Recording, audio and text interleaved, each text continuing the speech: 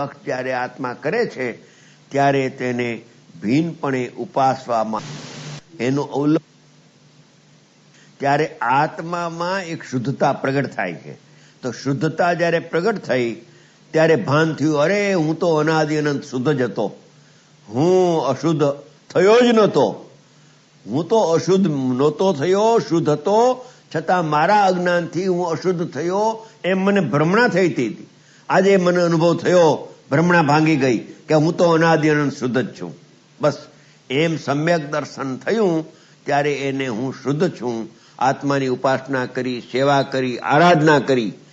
જે નિમિત્તની આરાધના કરતો હતો, આજ્ઞની આરાધનામાં પડ્યો તો આત્મા, એ પોતાના શુદ્ધ આત્માની સન્મુખ થઈ અને જે અનુભવ થયો, આરાધના કરી, સેવા કરી, ઉપાસના કરી, ત્યારે અનુભવ થતા હું શુદ્ધ છું એમ એને અનુભવમાં આવી ગયો. પ્રતીતમાં એને શ્રદ્ધામાં પણ આવ્યું કે હું તો ત્રણેય કાળ શુદ્ધ છું, શુદ્ધ થયો નથી, હું તો શુદ્ધ છું જ. એમ અનુભવમાં, શ્રદ્ધામાં, દ્રષ્ટિમાં આવી ગયો આત્મા, બરાબર પાકો. હવે જયારે એવી પરિસ્થિતિ થાય છે ત્યારે શ્રદ્ધામાં એવો આવ્યો અને નિશ્ચય નયના જ્ઞાનમાં પણ એવો આવ્યો. શ્રદ્ધામાં પણ જે આવ્યો એ નિશ્ચય નયરૂપ જે જ્ઞાન પ્રગટ થયું, શુદ્ધ નય, એમાં પણ એવો આવ્યો. પણ એવો જયારે આવ્યો ત્યારે એ આત્માએ જાણ્યો, જાણવા રૂપે પરિણમો, જાણવા રૂપે પરિણમો, જાણનારને જાણવા રૂપે પરિણમે છે. ત્યારે પરિસ્થિતિ શું થાય છે એનો વળી જે શબ્દ વાપરો તો એ હવે આવે છે. જ્ઞાનનો વિષય, દ્રષ્ટિનો વિષય આવી ગયો, દ્રષ્ટિ પ્રધાન કથન આવી ગયું. હવે જ્ઞાન પ્રધાન, જ્ઞાન પ્રધાન પણ સમ્યક જ્ઞાન, મિથ્યા જ્ઞાન નહીં. થાય સાથે થાય સમય એક સમ્યક દર્શન થાય ત્યારે સમ્યક જ્ઞાન થાય ને થાય જ. એ સમ્યક જ્ઞાન જે થાય એ જેમ તેમ જાણી લે. સમ્યક જ્ઞાન પ્રગટ થાય છે ને એ નિશ્ચય વ્યવહાર જેમ તેમ એને જાણે છે. જ્ઞાનમાં શક્તિ જાણવાની છે, શ્રદ્ધામાં જાણવાની શક્તિ નથી. હા, જ્ઞાન પર્યાય એકમેક થઈ અને એ જ્ઞાન પર્યાય નિશ્ચયથી એમ જાણે છે કે આ પર્યાય પ્રગટ થઈ એનાથી રહિત છું, અને વ્યવહાર નહીંથી એમ જાણું છું કે પર્યાયથી હું સહિત પણ છું. રહિત અને સહિત એનું બેનું જ્ઞાન એક સમયમાં થાય ત્યારે દ્રષ્ટિના વિષય પણ જેમ છે તેમ રહ્યો, નિશ્ચય નહીં પણ થઈ, વ્યવહાર નહીંનું પણ જ્ઞાન થયું.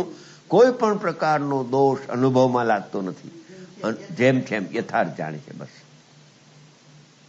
પક્ષપાત રહિત, પછી પક્ષ ન રહીએ, આવો છું ને તેવો છું પક્ષને અનુભવ રહીએ જ. વળી જે વળી શબ્દ મૂક્યો છે મૂળમાં, એ ટીકાકારે પણ વળી મૂક્યો, વળી શબ્દ રાખ્યો ને. વળી હવે બીજું પડખું જ્ઞાનનું. વળી ટીકામાં પણ વળી પેલો દ્રષ્ટાંત આપે છે. બાપા મળ્યો વળી છે ને 16મા પેજ ઉપર વળી દાય, બસ એ. હવે આ જ્ઞાનનો વિષય આવ્યો. હવે પેલા દ્રષ્ટાંત આપે છે કે દાહ્યના એટલે બળવા યોગ પદાર્થના, એટલે આ નિમિત્તનું કથન પેલું આવ્યું. છાણા લાકડા જે છે એ બળવાલોક પદાર્થ છે, એને અગ્નિ બાળે છે. એમ તો કે છે કે દાહ્યના આકારે થવાથી, એટલે બળવા યોગ પદાર્થના આકારે એટલે એના સ્વરૂપે, એના પર્યાયે નિમિત્ત નૈમિત્તિક સંબંધ બને છે ને.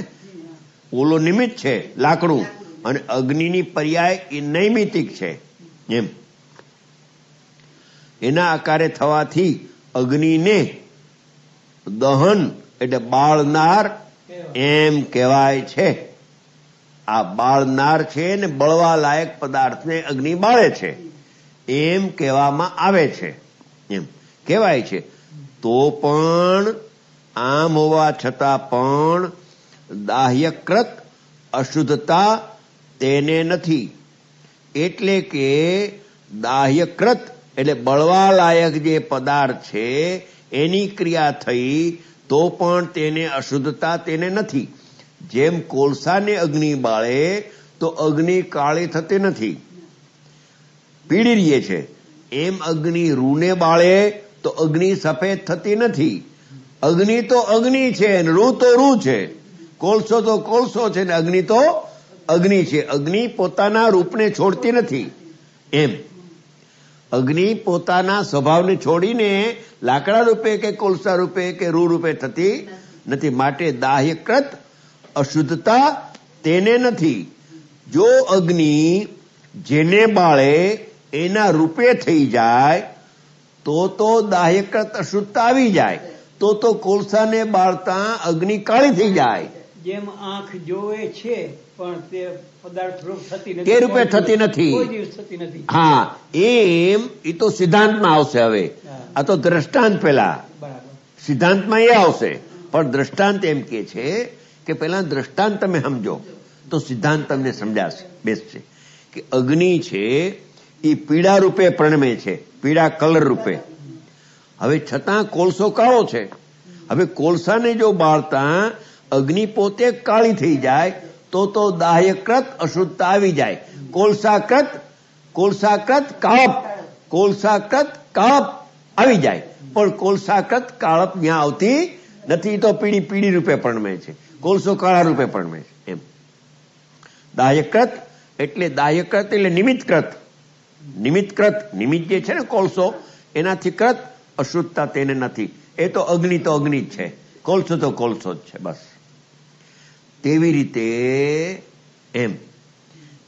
રીતે એટલે દ્રષ્ટાંત જેમ આપ્યું એમ અગ્નિ ગમે એવા પદાર્થને બાળે તો અગ્નિ પોતાના ભાવને છોડે નહીં અને પરભાવ રૂપે થાય નહીં. સમજાણું? અગ્નિ પોતાના ઉષ્ણતા રૂપના ભાવને છોડે નહીં અને પરભાવ રૂપે થાય નહીં. ત્રણ કાળમાં ન થાય. એમ તેવી રીતે જ્ઞેયાકાર થવાથી એટલે જ્ઞેયોને જાણવાથી, જ્ઞેયાકાર એટલે જ્ઞેયોને જાણવાથી, જ્ઞેયો જેવું આવે એવું અહીં જ્ઞાન થાય. જેમ ઓલા કોલસાને બાળે અગ્નિ, લાકડાને બાળે, એમ જેવા જ્ઞેયો જણાય એને જાણે જ્ઞાન. જ્ઞેયાકાર થવાથી એટલે જ્ઞેયોને જાણવાથી તે ભાવને જ્ઞાયકપણું પ્રસિદ્ધ છે.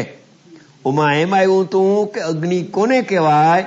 કે અગ્નિને જે જાણતો નહોતો, અગ્નિના સ્વરૂપને જે જાણતો નહોતો, એવો જે વ્યવહારી જન એને અગ્નિનું સ્વરૂપ સમજાવવા માટે એને એમ સમજાયું કે જે બળવા લાયક પદાર્થને બાળે તેને અગ્નિ કહેવામાં આવે છે. હવે અગ્નિ તો અગ્નિ છે, બાળે નહીં તો પણ અગ્નિ છે. કોલસાને બાળે ત્યારે અગ્નિ કહેવાય એમ નહીં, તો વ્યવહાર થયો. એ તો એના સ્વભાવમાં છે. હવે પણ અગ્નિને જે જાણતો નહોતો, અગ્નિ કોને કહેવાય એ જાણતો નહોતો, એવો અજ્ઞાની જીવ વ્યવહારી જન એને વ્યવહાર દ્વારા સમજાવે છે કે અગ્નિ કોને કહેવાય? કોલસાને બાળે, લાકડાને બાળે, છાણાને બાળે, રૂને બાળી નાખે, એને અગ્નિ કહેવામાં આવે. સમજી ગયા? હવે જો એ ત્યાં ચોંટી રહીએ તો શું થશે? તો શું થાય? દોષ આવે કે જ્યારે અગ્નિ પડી હોય ત્યારે એને ઓલી ભ્રાંતિ થઈ ગઈ છે કે જો બીજાને બાળે તો અગ્નિ, બીજાને ન બાળે તો અગ્નિ નહીં. મોટી ભૂલ થઈ જાય. આ એક મહત્વની વાત છે, સૂક્ષ્મ વાત છે.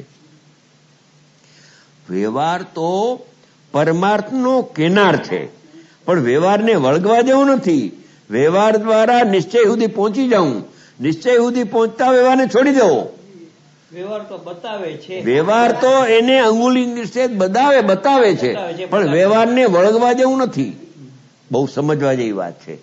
અગ્નિ છે એક જુદો પદાર્થ, લાકડું જુદો પદાર્થ, બે પદાર્થ જુદા છે. હવે જે અગ્નિને જાણતો નથી અનાદિકાળથી, અગ્નિના રૂપને, સ્વરૂપને, કે એનામાં બાળવાની ને બળવાની ઉષ્ણતા છે, એને જાણતો નથી. એને સમજાવવા માટે વ્યવહારથી બતાવ્યું અગ્નિ કોને કહેવાય? કે જે બાળે પર પદાર્થને, બળવા લાયક પદાર્થને, એને અગ્નિ કહેવામાં. ઓના નિમિત્તની સાપેક્ષતાથી, વ્યવહારની પ્રધાનતાથી નિશ્ચયનું સ્વરૂપ સમજાવવું છે અગ્નિ. અગ્નિ ઓને બાળે છે એમ સમજાવવું નથી. કેવો જ પડે ને, કેમ કે અગ્નિને જાણતો નથી. અગ્નિને જે જાણતો નથી, અજાણ્યો જીવ છે, એને એમ કહ્યું કે અગ્નિ કેને કહેવાય કે બીજાને બાળે એને અગ્નિ કહેવાય. હવે જો ઈ એમ ચોટી જાય કે જ્યારે જ્યારે લાકડા છાણાને બાળે તો અગ્નિ અને છાણા લાકડાને ન બાળે તો અગ્નિ નહીં, તો ભૂલ પડી ગઈ. સમજી ગયા? ન બાળે ત્યારે પણ અગ્નિ તો છે. હા, એમ પરજ્ઞને જાણે તોય જ્ઞાયક અને પરજ્ઞને ન જાણે તો પણ જ્ઞાયક તો જ્ઞાયક છે. જ્ઞાત તે તો તે જ છે. હવે એ વિષય આપણે હવે લઈ છે હમણાં.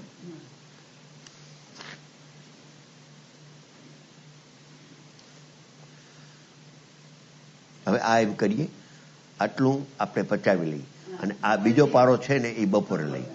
કેમ કે બપોરે લેશું ને તો ઓલી વાત બરાબર જામી ગઈ હોય અને પછી આ વિચાર કરવાનો વખત મળે. અને હવે આ બીજો એક વિષય શરૂ થાય છે. આ વિષય છે ને, આ વિષય એમાં ભલભલાની જો અગ્નિ બીજાને બાળે તો અગ્નિ અને બીજાને ન બાળે તો અગ્નિ. એમ જ્ઞાન બીજાને જાણે તો જ્ઞાન અને બીજાને જાણવાનું બંધ કરે તો જ્ઞાન રીએ. હા, એ મેઇન ચીજ છે. આ મેઇન ચીજ છે. એવી જ રીતે આ જીવ અનાદિકાળથી ચાલ્યો આવે છે.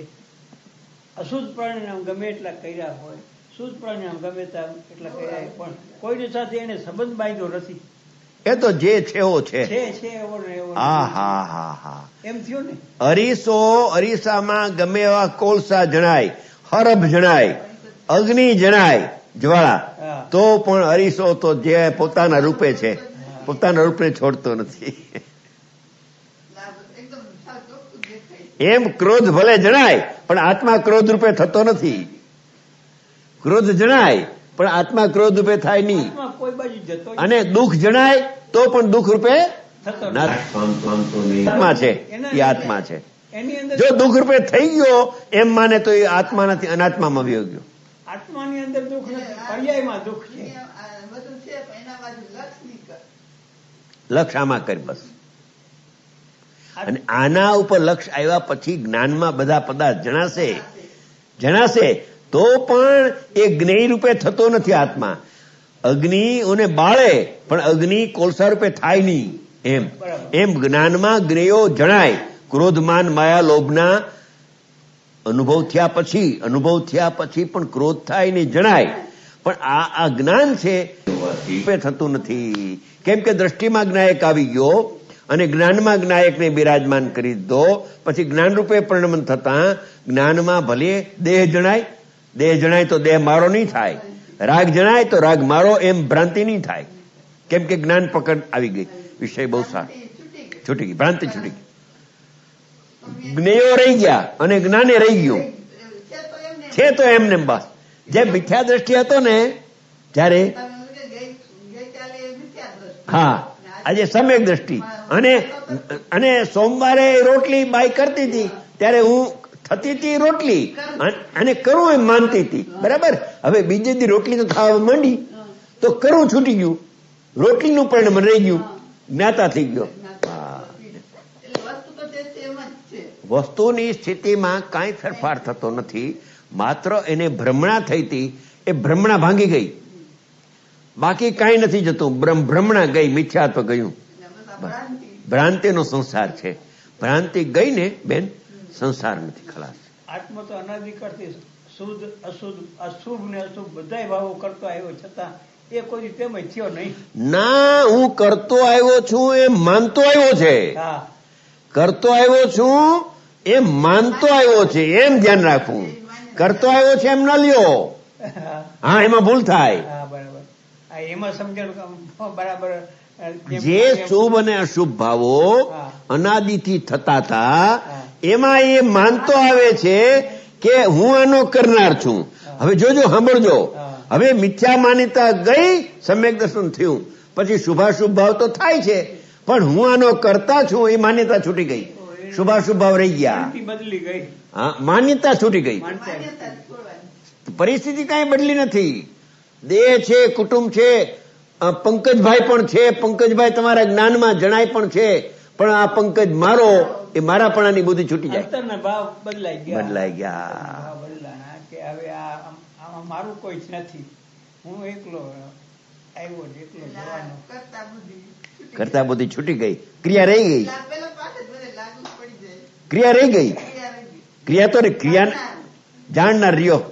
કરનાર જે માન્યતામાં હતું ને એ કરનાર પણ હવે ન રહ્યો, જાણનાર પણ થાય છે. એમ માનવું કે ક્રિયા તો થાય છે, દેહની, મનની, વાણીની, સંયોગની, હાલવાની, ચાલવાની, ઉઠવાની ક્રિયા થાય. રાગની ક્રિયા પણ થાય છે, કેમ કે પરિપૂર્ણ વિતરાગ તો થયો નથી. પણ રાગની ક્રિયાનો હવે કરતા નથી, જાણનાર રહી જાય છે. જાણનારી એમ માનવાનું આત્માને જાણતા જાણતા એનો જાણનાર રહે છે. આત્માને જાણતા જાણતા એનો જાણનાર રહે છે. હવે માનવા એકલો એનો જાણનાર નહીં. હવે માનવામાં એવું આવ્યું કે હા, નિશ્ચય હોય તો વ્યવહાર બસ.